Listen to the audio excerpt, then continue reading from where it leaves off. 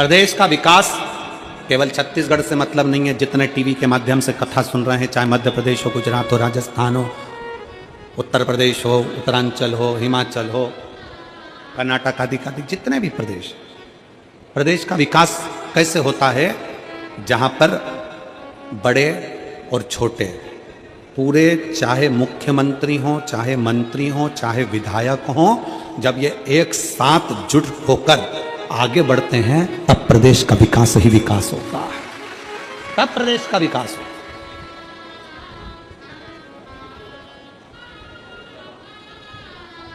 जिस प्रदेश में कहीं मंत्रिमंडल हो, चाहे विधायक हो, एक दूसरे के पांव अगर खींचे तो विकास नहीं होगा, उसमें और तकलीफें आना चाहिए। आज मध्य प्रदेश को भी, राजस्थान को भी, छत्तीसगढ़ को भी एक साल सरकार चलाते चलाते हो गया और तीनों प्रदेश ने एकजुटता धारण कर कर अपने प्रदेश का विकास करा है।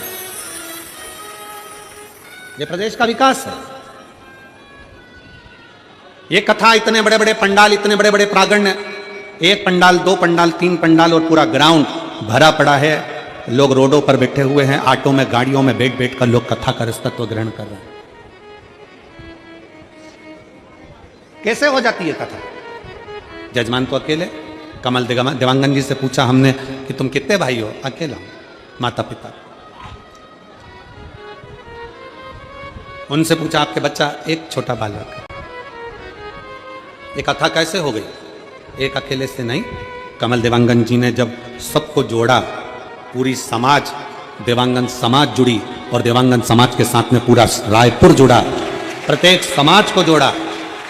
प्रत्येक समाज को जब जोड़ा गया, चाहे वो साहू समाज हो, देवांगन समाज हो, ब्राह्मण हो, क्षत्रिय हो, वैश्य हो, खंडेलवाल जी हो, आदि आदि सबको जोड़ा गया।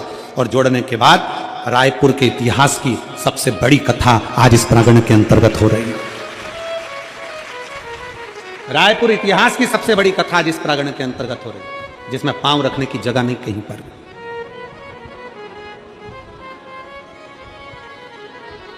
एकजुटता, हमारी एकजुटता हमको प्रबलता देती है। यहां पर कथा सुनने आई हुई मेरी जीजियां अपने सिर पर बैग ले लेकर, बच्चों का साथ पकड़कर, बुजुर्ग माताएं सब गाड़ियों से 2 किलोमीटर, 1.5 किलोमीटर, 1 किलोमीटर दूर उतर गई और वहां से पैदल पैदल चलती चलती आ रही। इनकी एकजुटता भगवत भजन में। बहुत ध्यान देने वाला विषय है। पार्वती जी भगवान शंकर जी से कर रही हैं कि आप अपने रूप का त्याग करो, मेरे पिता के घर चल रहे हैं। आप मेरे पिताजी के घर जा रहे हो, थोड़ा रूप का त्याग करो, थोड़ा बदल जाओ। बुजुर्ग से मिलने के लिए, घर के बड़ों से मिलने के लिए, घर के बड़ों के पास में जब जब बैठो ना, तब तब अपनी अभिमत्ता, अपना अहंकार, अपनी सत्ता, अपना वैभव, अपनी प्रतिष्ठा कोने में पटक दो। भगवान शंकर से मिलने के लिए जब भगवान विष्णु भी आते थे, अपना गरुण दूर छोड़ देते थे। लक्ष्मी जी भगवान शंकर जी से मिलने आती थी तो अपना गज दूर छोड़ देती थी, अपना हाथी दूर। इंद्र मिलने आते थे तो ऐरावत को दूर छोड़ देते थे। क्यों? किस लिए? एक बार लक्ष्मी जी ने भगवान नारायण से पूछा कि आप इंद्र के दरवाजे पर जाते हो या इंद्र आपके दरवाजे पर आते हैं, या ब्रह्मा जी से मिलने के लिए जाते हो या ब्रह्मा जी आपसे मिलने के लिए आते हैं?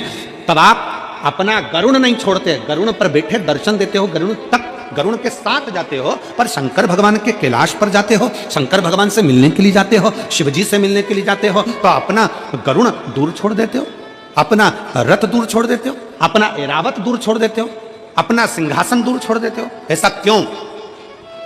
भगवान नारायण ने कहा, लक्ष्मी, शंकर भगवान से मिलने के लिए जाता हूं तो गरुण को दूर इसलिए छोड़ता हूं, अपने सिंहासन को दूर इसलिए छोड़ता हूं, अपने रथ को इसलिए दूर छोड़ता हूं, क्योंकि मैं पृथ्वी पर जाकर बार बार अश्वमेध यज्ञ नहीं कर सकता, मैं पृथ्वी पर जाकर बार बार सोम यज्ञ नहीं कर सकता, मैं पृथ्वी पर जाकर बार बार सर्वोत्तम यज्ञ नहीं कर सकता, मैं पृथ्वी पर जाकर बड़े बड़े यज्ञ नहीं कर सकता। इसलिए लक्ष्मी, मैं तुझे कहता हूं कि शंकर के मंदिर, शंकर से मिलने के लिए, शिव महापुराण की कथा सुनने के लिए जो भक्त जितने कदम चलकर जाता है, उतने अश्वमेध यज्ञ वो अपनी जिंदगी पे कर लेता है। मैं जब शंकर से मिलने के लिए जाता हूं, भगवान ओघड़दानी से मिलने के लिए जाता हूं, भगवान शिव से मिलने के लिए जाता हूं, जब मैं शंकर भगवान से मिलने के लिए जाता हूं, तब अपने रथ को दूर छोड़कर पैदल पैदल पैदल पैदल शंकर से मिलने के लिए जाता हूं, अश्वमेध यज्ञ का फल प्राप्त करने के लिए, अश्वमेध यज्ञ के फल को प्राप्त करने के लिए जाता हूं।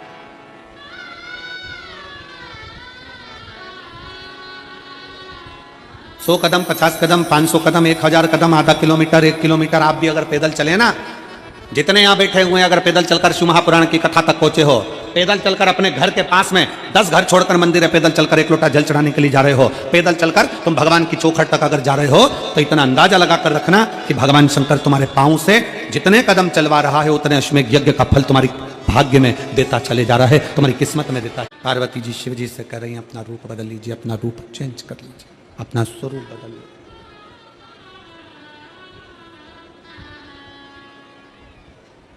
अपना रूप बदलिए। शंकर भगवान ने पूछा, पार्वती क्यों, किस लिए, क्यों, किस लिए? पार्वती जी कहती हैं कि आप मेरे पिता से मिलने के लिए जा रहे हो, और पिता से मिलने के लिए जा रहे हो तो पिता के पास में पहुंचते पहुंचते आप अगर देव अधिदेव महादेव बनकर जाओगे, तो हो सकता है कि थोड़ी सी अभिमतता कहीं आ जाए, थोड़ा सा अहंकार आ जाए, थोड़ी अहमता आ जाए। तू बता पार्वती, कैसा रूप रखूं? पार्वती जी कहती हैं, जैसा मैंने आपको बचपन में भजा था, जैसा मैंने आपको बचपन में भजा था, वो रूप मुझे चाहिए। वो रूप ब्रह्म वैवर्त पुराण के अंतर्गत लिखा हुआ है। पार्वती जी कहती हैं शंकर भगवान से कि अपना वो रूप धारण करो जो मैंने तुम्हें बचपन में पूजा था। कौन सा रूप? शंकर भगवान का पार्थिव शिवलिंग की पूजन पार्वती जी ने करी थी, तो माता पार्वती जी कहती हैं कि आप शिवलिंग की आकृति धारण करो।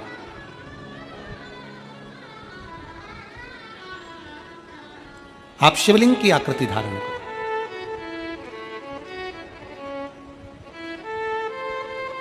जिसको मैंने बचपन में भजा है,